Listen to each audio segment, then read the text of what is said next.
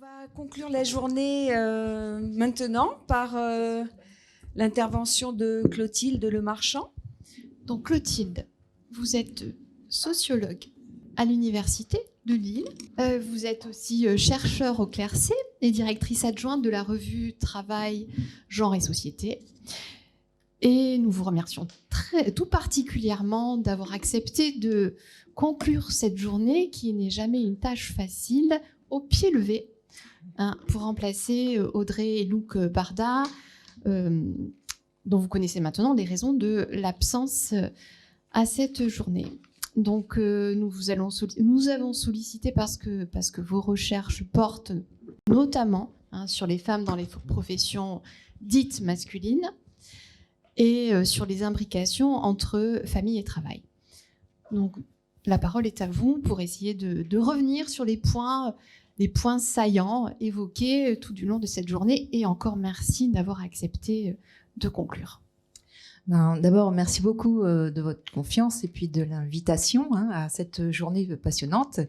Merci beaucoup Vanessa, donc Dominique, Stéphanie et toutes les organisateurs et organisatrices de cette journée très dense, très intense. Alors, je vais essayer donc de faire ressortir quelques points qui m'ont paru saillants. Il y en a beaucoup, on a abordé beaucoup de choses. Et puis peut-être de faire des petits prolongements avec des choses déjà faites ou des liens voilà, avec d'autres questions que simplement l'égalité professionnelle, disons. Alors, je chausse mes lunettes. Voilà, bon, ce qui frappe, moi, c'est le résultat aussi d'une ANR, d'un gros travail de recherche. Donc, ce qui me frappe, c'est de mettre en valeur la qualité de ces recherches, la qualité de la recherche en sciences humaines et des savoirs constitués et consolidés par la recherche sur l'égalité professionnelle, et plus largement sur les recherches sur le travail et genre. Voilà, on a eu des chiffres, de la recherche par les chiffres d'Eurostat, d'autres, sur 36% de femmes managers, plus en Suède, moins en Suisse. La France se situe un peu dans une situation intermédiaire. On a vu aussi les soucis le souci des catégories justes, ISCO et autres, plein de questionnements donc de méthodologie. On a vu aussi des concepts consolidés, celui de l'interrogation de ce modèle unique, présenté comme unique, le modèle de travailleur idéal, 100% dédié au travail, avec toutes les questions donc justement sur ces régimes temporels des travailleurs et travailleuses. On a vu aussi des questions autour du double standard, cette injonction à adopter des comportements et donc des trajectoires dites féminines dans le milieu d'hommes, à être à la fois femmes et hommes. On a vu aussi donc les questions bien sûr de plafond de verre, c'est-à-dire l'élévation progressive de la part des femmes au fur et à mesure que l'on s'élève dans la hiérarchie professionnelle, et donc d'autant plus compliqué que l'on s'élève vers les dirigeants du CAC et les dirigeants donc de l'élite.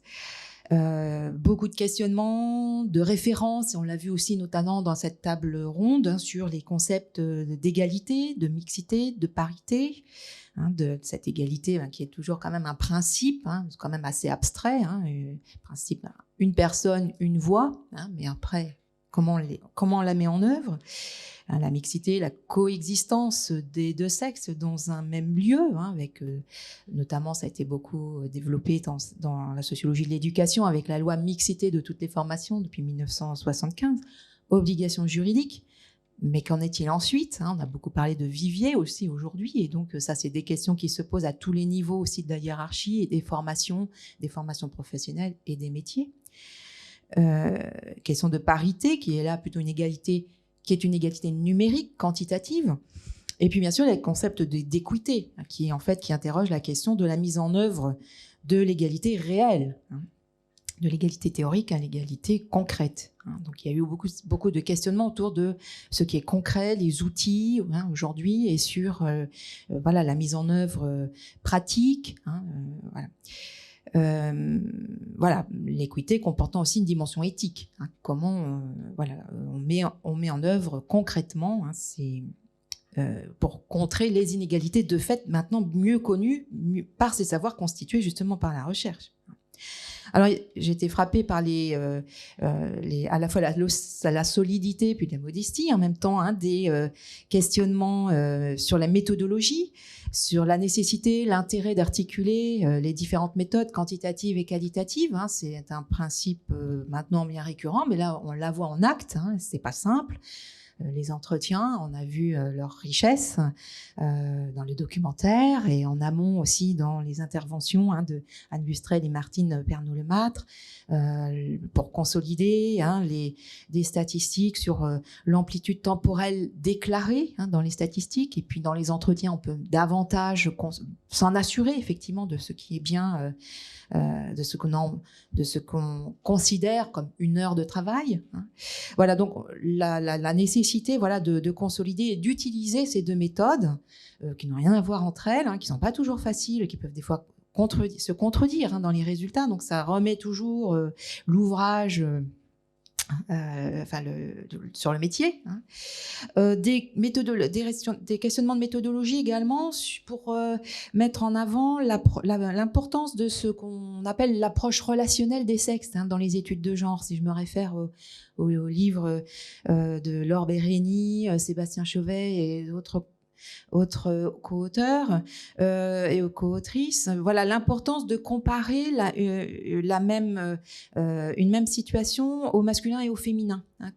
L'importance de mettre en relation pour un sujet donné, voilà, la trajectoire d'une élite par exemple, ou la place des dirigeants par rapport aux dirigeantes. Et là, voilà, ça permet effectivement de déplacer le regard et de moins le centrer sur les femmes, ce qui était ce que Elisabeth Hagen appelait de ses voeux. Et effectivement, voilà, il s'agit d'interroger tout autant des entreprises très féminines aussi que des entreprises très masculines sur je pense sur les questions de politique égalité. Voilà, ça n'est pas simplement un problème entre guillemets dans les entreprises qui seraient plus masculines. C'est vraiment, ça concerne aussi toutes ces questions. Toutes ces situations de mixité, de non-mixité, de mixité certes, mais plus ou moins loin de la parité. Alors j'ai vu aussi beaucoup de choses sur la dimension familiale aussi qui intervenait, même si c'était pas l'axe central. Voilà, on voit bien qu'effectivement dans les thématiques de conciliation travail-famille, de retour de congé maternité, de prise en œuvre de cela dans les politiques publiques, évidemment, on a donc sûrement intérêt dans ces recherches à revenir de temps en temps dans une réflexion de sociologie de la famille. On a vu des questions sur le rôle du conjoint, des questions de l'hétérogamie qui peut impliquer peut-être une disponibilité d'un conjoint qui serait moins investi dans sa propre carrière, ou la question aussi de l'homogamie, aussi, c'est le fait d'épouser quelqu'un de socialement semblable, ce qui est le plus courant, ce que montre la sociologie de la famille, et qui donc permet aussi de faire un effet de rebond du capital social. Et on en a vu un témoignage dans le documentaire tout à fait passionnant, qui offre vraiment un bouquet de situations assez détaillées. On a le temps quand même de voir tous ces détails. On voit une des femmes qui est longuement interrogée en veste rouge et qui, avec son second compagnon, dit effectivement qu'elle se dévoile aussi à elle, du coup, aussi le capital social de ce collègue aussi, qui est quelqu'un qui est aussi un collègue. On voit le rôle de la mère, emmenée avec elle et les enfants d'une autre personne qui est cadre. Voilà, donc il y a ces aspects aussi familiaux, je pense, qui sont à creuser. On voit, je pense à des travaux récents, non, pas si récent, mais antérieur, je veux le dire, de Charles Gadea, Catherine Marie, des pères qui gagnent, où on voyait donc que plus les hommes ont d'enfants, plus ils font de fortes carrières, alors que c'est l'inverse pour les femmes. Donc il y a toujours ces références-là, même s'ils sont peut-être atténués du fait d'une élongation, d'un allongement des études des jeunes femmes aujourd'hui, master ou autre, les travaux du CEREC le montrent bien, qui peut aussi peut-être avoir pour effet peut-être un accroissement de la proportion de couples hétérogames désormais. En tout cas, mes étudiantes, quand je fais des cours là-dessus, je vois qu'elles ont beaucoup de questions. aujourd'hui, plus qu'il y a 15 ans. Voilà, on voit aussi peut-être des questionnements toujours sur la famille, peut-être sur les différentes idées de ce qu'implique être mère, qui ne va pas forcément, et qui pourrait peut-être être croisées en termes approche, avec une approche de classe sociale. Voilà, être mère, c'est peut-être pas, voilà, il y a là aussi une pluralité, s'investir dans sa vie de mère, c'est peut-être aussi, ça ne signifie peut-être pas autant dans certaines classes sociales de certaines bourgeoisies la même présence peut-être. Ça peut-être pas forcément, ça n'implique peut-être pas dans la tête de certaines personnes la nécessité d'être présent tous les soirs auprès de ses enfants. Enfin voilà, on pourrait peut-être interroger justement peut-être ces modèles-là aussi dans cet rapport à la présence, au travail, mais aussi le rapport à la présence à la maison, en famille aussi. Voilà, il y a peut-être une culture de la mondanité qu'il y a aussi peut-être plus dans certains milieux aussi. Voilà, alors des tas de choses aussi sont apparues bien sûr sur les spécificités nationales, puisque aussi au cœur de pas mal de recherches aujourd'hui intervenait aussi cette dimension très exigeante sur le plan méthodologique des comparaisons internationales, des comparaisons européennes.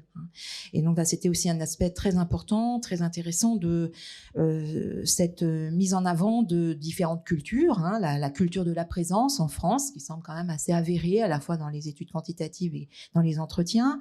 La culture, par contre, de la charrette, pour reprendre une expression un peu connue aussi en France et qui était reprise dans un entretien, un extrait d'entretien, à l'opposé d'une culture de la parentalité en Suède, où là, voilà, ça ne se fait pas d'arriver en retard à la crèche.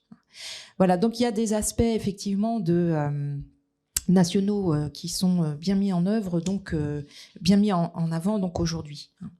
Alors évidemment, parlant d'égalité professionnelle, il y avait évidemment donc sont revenus abondamment les questions de politique publique et du droit, et du rôle du droit dans en quoi le droit précède ou succède, comment il s'articule aussi aux représentations, est-ce qu'il donne un coup de pouce à un air du temps ou est-ce qu'au contraire il le précède. Bon, vaste sujet. Et puis, question aussi du droit, peut-on compter sur le droit, ou est-ce qu'il aurait des effets non intentionnels initialement? Ça a été très, très mis en avant.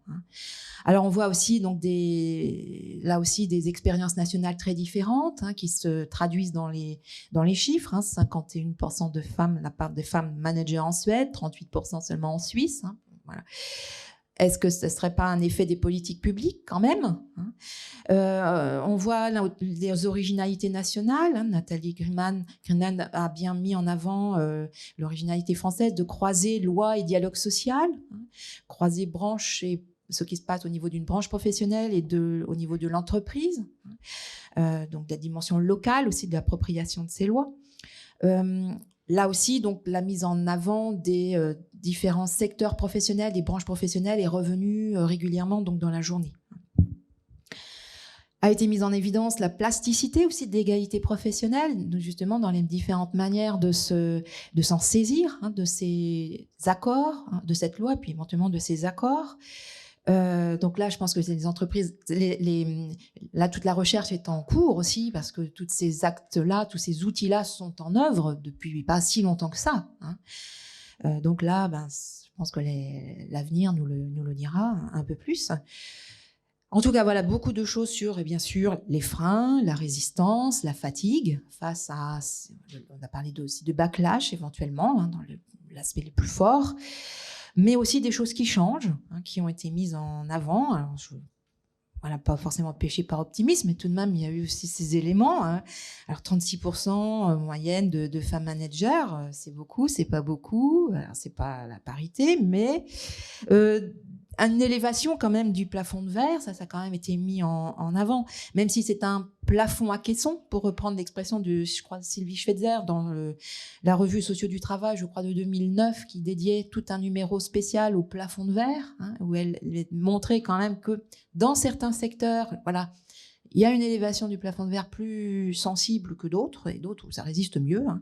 Je l'ai vu aussi dans mes recherches, là, qui se situent plutôt là au bas de la hiérarchie sociale. Voilà, le domaine du BTP, c'est plus difficile, et le domaine autour du camion, de la voiture, là, ça me semble presque anthropologique.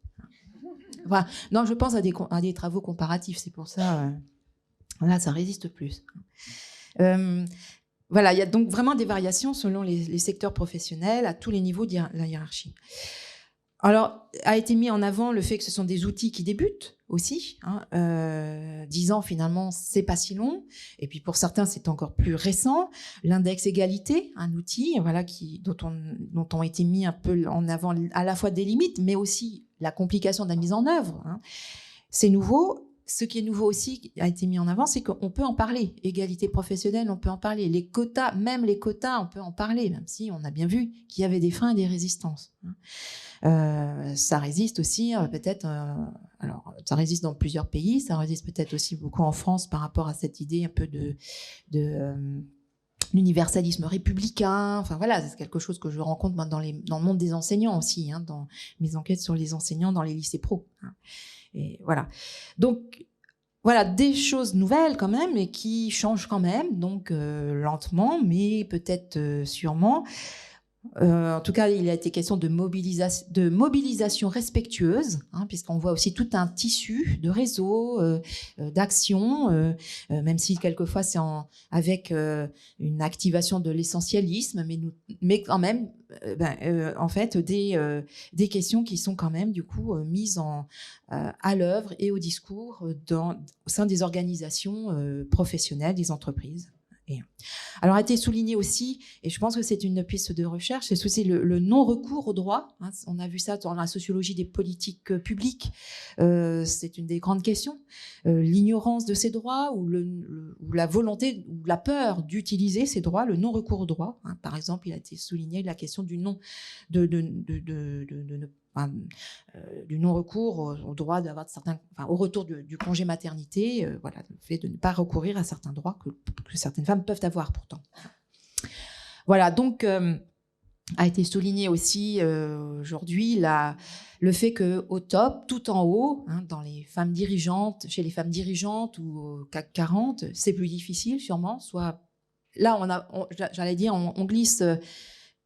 Il est moins question d'essentialisme là que vraiment d'univers agonistique. Hein, et là, je pense qu'à ces hauts niveaux, il est moins question de complémentarité homme-femme que là de prendre une vraie place qui est là est vraiment plus libre. Dans un monde où là, les choses, on l'a vu avec les verbes, la rhétorique, hein, était plutôt guerrière. Hein. En tout cas, voilà, des choses changent tout de même. Hein, en tout cas, dans le sens d'une élévation, je pense, du plafond de verre, hein, même si un plafond à caisson. Alors, ça permet aussi, toutes ces recherches aujourd'hui sur l'égalité professionnelle, tous ces résultats résumés aujourd'hui, permettent aussi de souligner certaines caractéristiques générales de ces mondes du travail qui ont été donc étudiés. Ça montre aussi la dimension heuristique des études de genre qui nous permettent de parler aussi d'autres choses, au-delà même simplement de la place des femmes et la place des hommes au travail.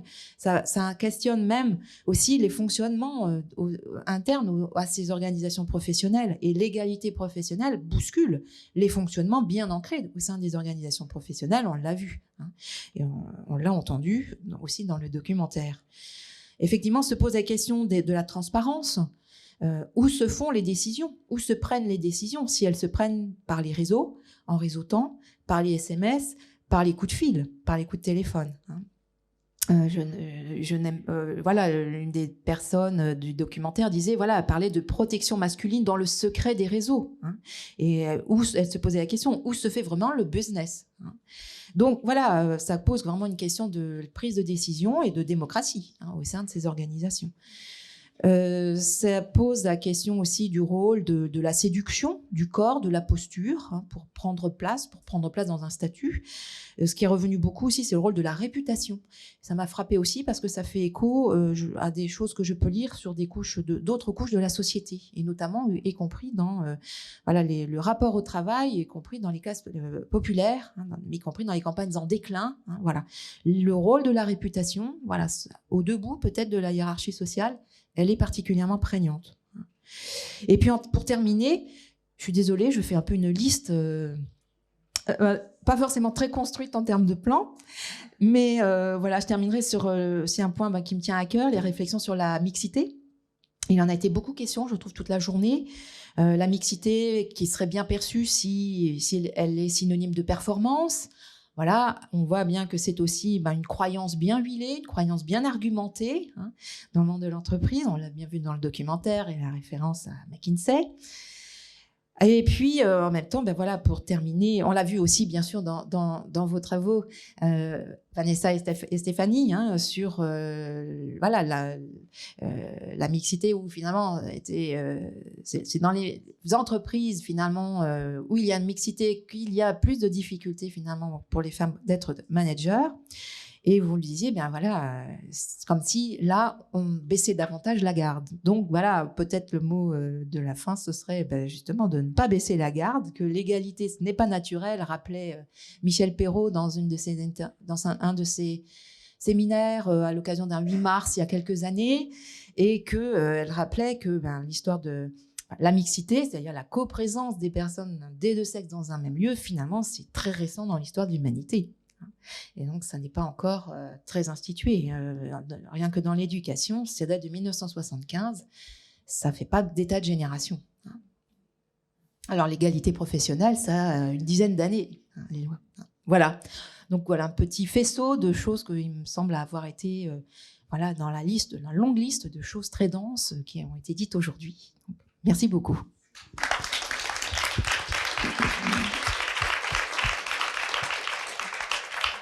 Merci beaucoup, Mathilde. Clotilde, pardon. La tâche est évidemment ardue de donner quelques éléments de synthèse de cette journée. Je vois que Vanessa m'a rejointe. Est-ce pour dire... Ah, voilà. Oui. Non, mais c'est juste un mot pour remercier toutes les personnes qui nous ont aidés à mettre sur pied cette journée. Pour vous remercier très chaleureusement et sincèrement pour toutes vos réactions, interventions. Et je crois qu'on peut dire que la journée a été telle qu'on l'avait imaginée, voire telle qu'on l'avait rêvée. C'est ce que j'allais dire, espérer, rêver. Merci beaucoup.